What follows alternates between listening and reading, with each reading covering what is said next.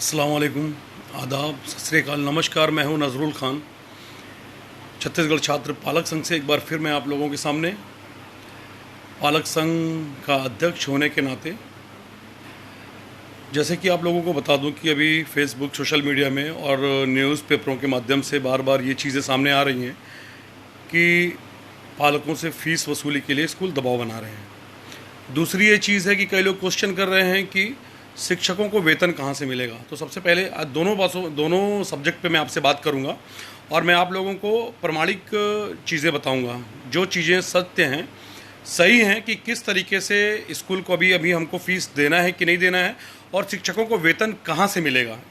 ये दोनों विषयों पे मैं आपसे बात करूँगा। तो सबसे पहले मैं बात करता हूँ कि सरकार जो है ये जो अस्पष्ट आदेश निकाल रही है, ये एक तरीके से सिर्फ समाचार पत्रों के माध्यम से पता चल रहा है कि जो ये कह रही हैं कि अभी स्कूलों को स्कूल फीस नहीं ले सकते हैं, तो इसके लिए कड़े आदेश क्यों नहीं निकाल रही है? क्या वो पालकों को और इन शिक्षा माफियाओं को आपस में लड़वाना चाहती हैं? पहली चीज़। दूसरी चीज़, जो पालक डर रहे हैं, जो पालक ये सोच रहे हैं कि स्कूल उनके बच्चों को निकाल देगा या स्कूल उनके बच्चों की पढ़ाई को बाधित करेगा, तो मैं आप लोगों को बता देना चाहता हूं कि जैसे अभी सरकार ने डिसाइड किया हुआ है कि 15 अगस्त तक स्कूल वैसे भी नहीं खुलेगा, तो मैं समझता हूं कि अभी आप लोगों को फिक्र करने की कोई ज़रूरत नहीं है, पहली चीज़। दूसरी चीज़ ये है कि जो स्कूल आपसे फ़ीस मांग रहे हैं, इस बात का हवाला देकर कि हम शिक्षकों को वेतन कहाँ से देंगे, तो मैं उन लोगों को बता देना चाहता हूँ, उनसे ये पूछना चाहता हूँ कि ये जो बड़ी बड़ी गाड़ियों में घूम रहे हैं, बड़े बड़े बंगले ये बना के रखे हुए हैं अपने, यहाँ तक कि उन्होंने अपने ऑफिस को भी एसी से पूरा एकदम, मतलब हर तरीके से आधुनिक बना के रखा हुआ है, ये किसके पैसे से है? क्या इस पैसे को इस तरीके से पालकों से या बच्चों से वसूले गए इस पैसे को इस तरीके से खर्च करने के लिए स्कूल अथॉराइज्ड है? तो आपको मैं बता दूं कि कानून कहता है, नियम कहता है कि वो, और शिक्षा संहिता कहती है, शिक्षा का अधिकार अधिनियम कहता है कि स्कूल बिल्कुल भी अथराइज नहीं है, अधिकृत नहीं है उन पैसों को इस तरीके से खर्च करने के लिए। ठीक है, तो सबसे पहली चीज़, जो स्कूल ये कह रहे हैं कि उनके पास में पैसा नहीं है, जो स्कूल ये कह रहे हैं कि उनके पास में पैसा नहीं है, वो शिक्षकों को वेतन कहाँ से देंगे, तो मैं नज़रुल ख़ान पालक संघ का अध्यक्ष होने के नाते उन सारे स्कूलों को चैलेंज करता हूँ, खास करके बड़े स्कूल जो इस तरीके की बात कर रहे हैं, मैं उन सारे स्कूलों को चैलेंज करता हूं कि वो अपनी ऑडिट रिपोर्ट, 3 साल की ऑडिट रिपोर्ट और बैलेंस शीट लेकर मेरे साथ बैठ जाएं। अगर मैं प्रमाणित नहीं कर दिया कि वो सारे स्कूल जो है करोड़ों करोड़ों रुपए के लाभ में चल रहे हैं, तो आप जो चाहेंगे मुझे सजा दे सकते हैं, बिल्कुल। और मैंने बताया ना कि मैं दस्तावेजी प्रमाण दूंगा इसका। जिस स्कूल को भी लगता है कि वो घाटे में चल रहा है, वो बिल्कुल अपने 3 वर्ष के ऑडिट रिपोर्ट और बैलेंस शीट के साथ में वो पालक संघ के साथ बैठ सकता है, मेरे साथ बैठ सकता है। एज ए प्रदेश अध्यक्ष, पालक संघ का अध्यक्ष होने के नाते मैं उसको चैलेंज कर रहा हूँ। ठीक है, तो इस तरीके की बात करना स्कूल बंद करें। और दूसरी चीज, एक अमाउंट होता है स्कूलों का कि स्कूलों को कैसे, किस तरीके से शिक्षकों को वेतन देना है। तो शिक्षकों को वेतन देने के लिए मैं आपको बता देता हूं कि हर स्कूल का एक डिप्रिशिएशन अमाउंट होता है।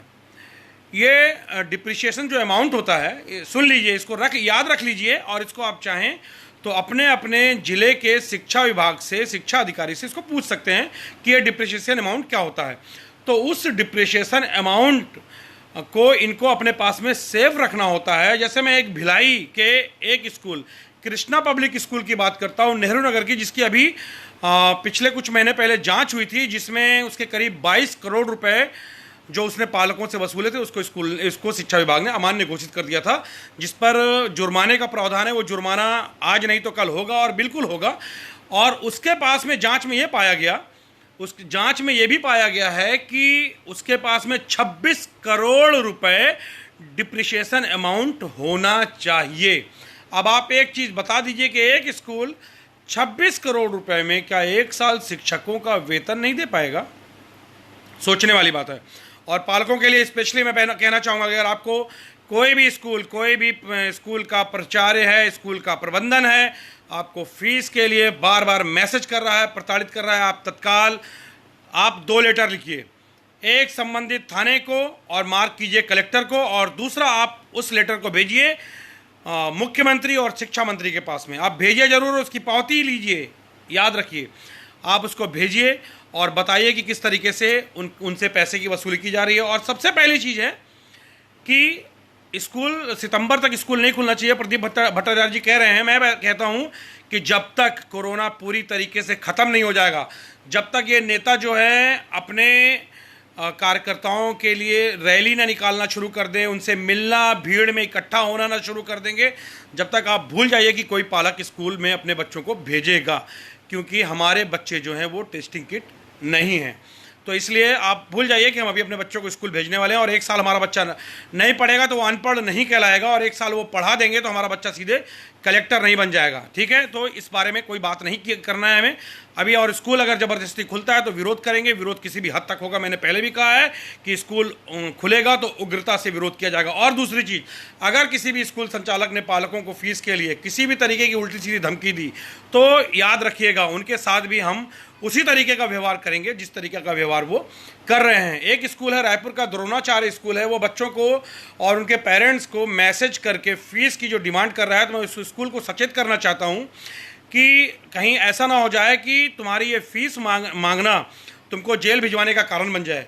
क्योंकि अगर हम पालक अगर अपनी औकात में आएंगे तो ये याद रखिएगा हम लोग किसी भी हद तक जाएंगे।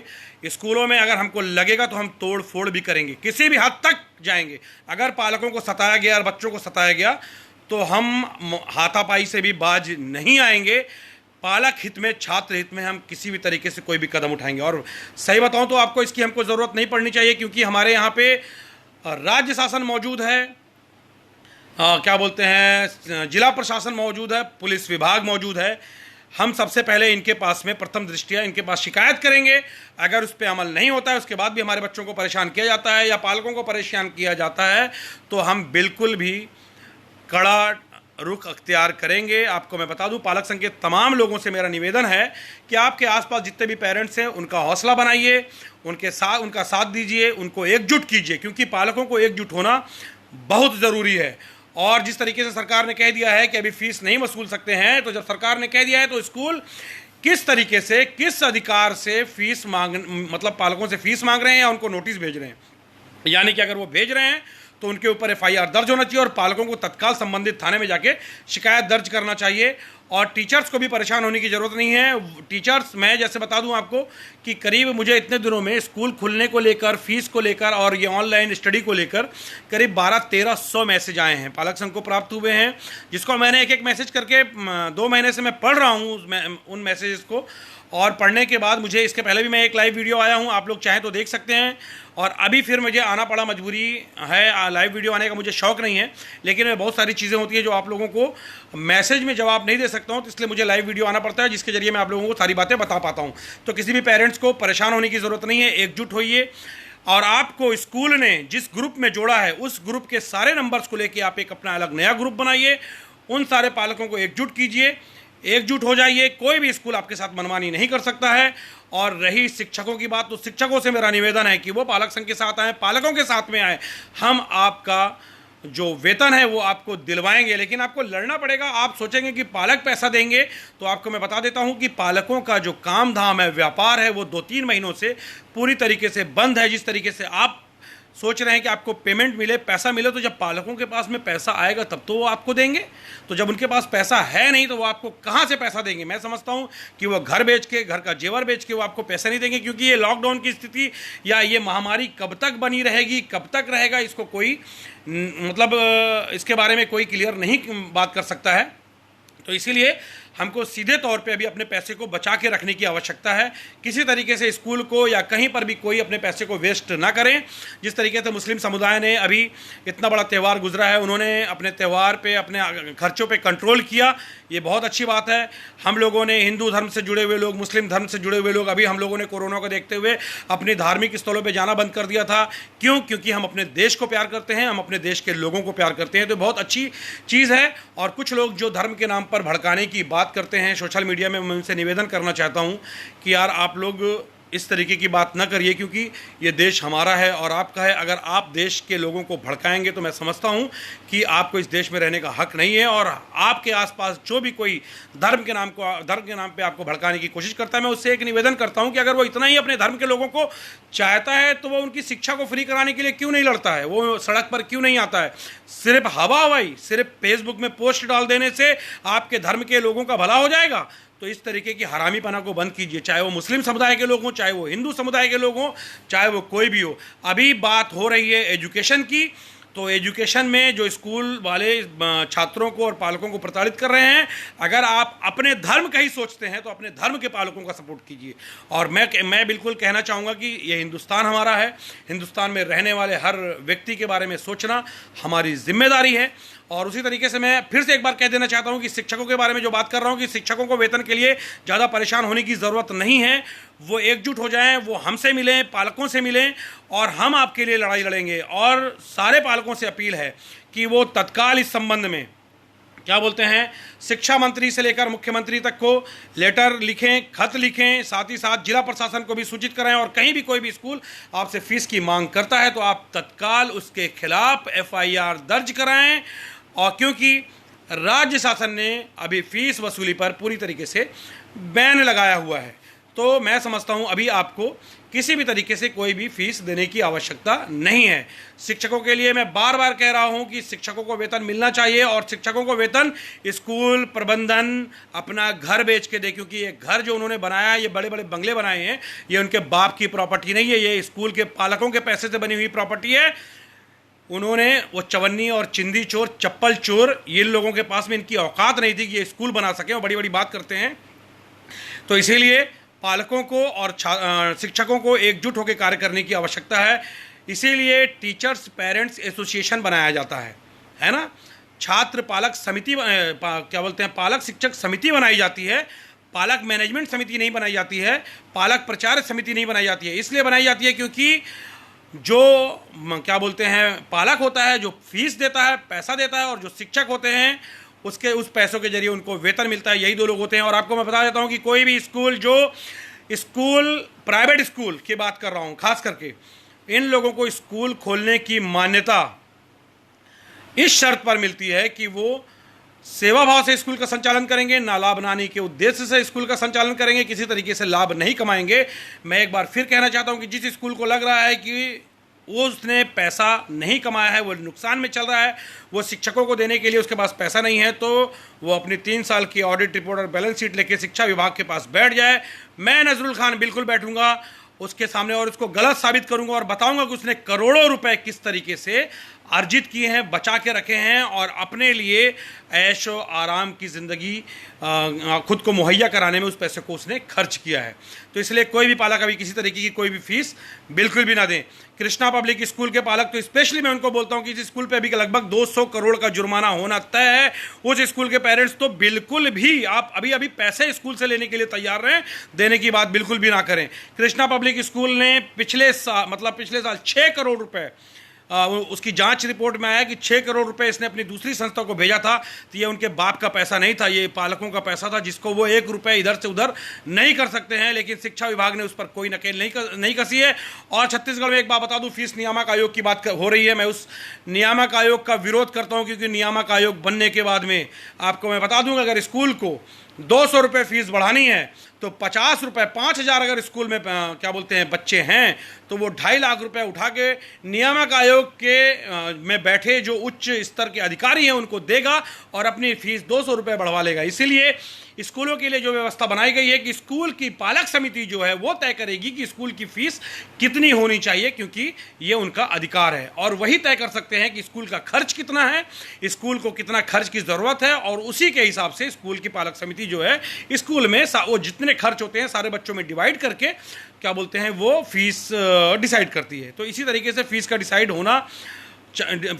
डिसाइड होना चाहिए। इसके अलावा हम कोई भी चीज़ को बर्दाश्त नहीं करेंगे। लॉकडाउन है, इसके वजह से हम अभी सड़क पर नहीं उतर रहे हैं, क्योंकि हम अपने सरकार के जो क्या बोलते हैं जितने आदेश निकल रहे हैं इस संबंध में लॉकडाउन का पालन करने के लिए, उसको हम फॉलो कर रहे हैं पूरे तरीके से, नियमता।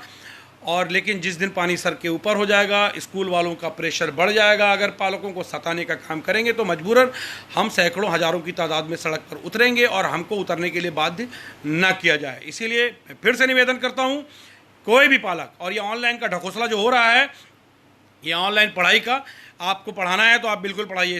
इसके लिए आप फीस उसकी उम्मीद मत कीजिएगा कि हम इसके पढ़ाई के एवज में आपको फीस देंगे, क्योंकि वो जो आप पढ़ाई करवा रहे हैं वो आप पढ़ाई नहीं कर रहे हैं। घर में बैठे जो पालक हैं या जो पालक जो ड्यूटी जाते हैं, इधर उधर नौकरी करने के लिए जा रहे हैं, उनको आप परेशान कर रहे हैं, क्योंकि आपकी स्कूल की पढ़ाई इतनी घटिया होती है जो बच्चों को बगैर ट्यूशन के समझ में नहीं आती है। तो आप जो है ये जो पढ़ाई करवा रहे हैं ऑनलाइन, ये बच्चों को कहाँ से समझ में आएगी।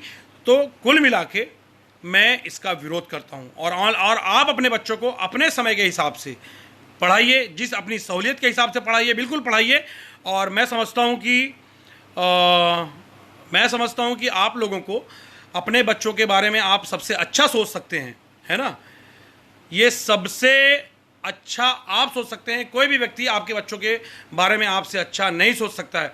और शब्दों में मर्यादा रखें, ये हमारे गुरप्रीत वाधवा जी कह रहे हैं। वाधवा जी, बिल्कुल जो लोग अच्छे हैं उनके लिए ये शब्द नहीं है, लेकिन वाकई जो लोग चिंदी चोर हैं, जिन लोगों ने शिक्षा को धंधा बनाकर पैसा कमाया है, ये वर्ड उनके लिए है। और ये सेंटेंस लगातार उन शिक्षा माफियाओं के लिए मेरा रहेगा और मेरे साथ साथ मुझसे जुड़े हुए हज़ारों पालकों का रहेगा, क्योंकि उन्होंने शिक्षा को धंधा बनाया है, उन्होंने शिक्षा को बांटा नहीं है, शिक्षा को बेचना शुरू किया और उस शिक्षा को बेचकर वो अपने लिए ऐशो आराम की चीज़ें इकट्ठा कर रहे हैं। और ये देश के लिए भी घातक है और हमारे और आपके लिए भी घातक है। और इसी के साथ मैं अपनी बात को यहीं ख़त्म करता हूँ। फिर अगली वीडियो में मैं आप लोगों के सामने कुछ और तथ्यों के साथ आऊँगा। और आप लोगों को किताबों के बारे में एक चीज़ बता देता हूँ कि जिन जिन स्कूलों ने आपको प्राइवेट पब्लिकेशन की किताबें खरीदवाई हैं, आप उन किताबों का बिल रखिए। मैं आपको यकीन दिलाता हूँ, आप उसका बिल लेके मेरे साथ चलिए, मैं उस पैसे को आपको वापस करवाऊँगा, क्योंकि ये बोर्ड का नियम है। जिस बोर्ड से स्कूल संबंधित रहता है उस बोर्ड का नियम है कि स्कूल जो है संबंधित बोर्ड की किताबें चलवाएगा, लेकिन सिर्फ और सिर्फ कमीशन खोरी के लिए, और हिंदी में बोलते हैं दलाली के लिए, वो जो है प्राइवेट पब्लिकेशन की किताबों से शिक्षण कार्य करवाता है। जब आपको सीबीएसई बोर्ड कहता है कि आप एनसीईआरटी की किताबों से शिक्षण कार्य संपन्न करवाइए, तो आपको एनसीईआरटी की किताबों के अलावा प्राइवेट पब्लिकेशन की किताबें चलाने की आवश्यकता नहीं होनी चाहिए। और अगर आप ऐसा कर रहे हैं तो बिल्कुल आप धंधा कर रहे हैं, दलाली खा रहे हैं, और आपको दलाल कहने पे मुझे बिल्कुल भी आपत्ति नहीं है। इसी के साथ मैं अपनी बात को यहीं ख़त्म करता हूं। जय हिंद, जय छत्तीसगढ़।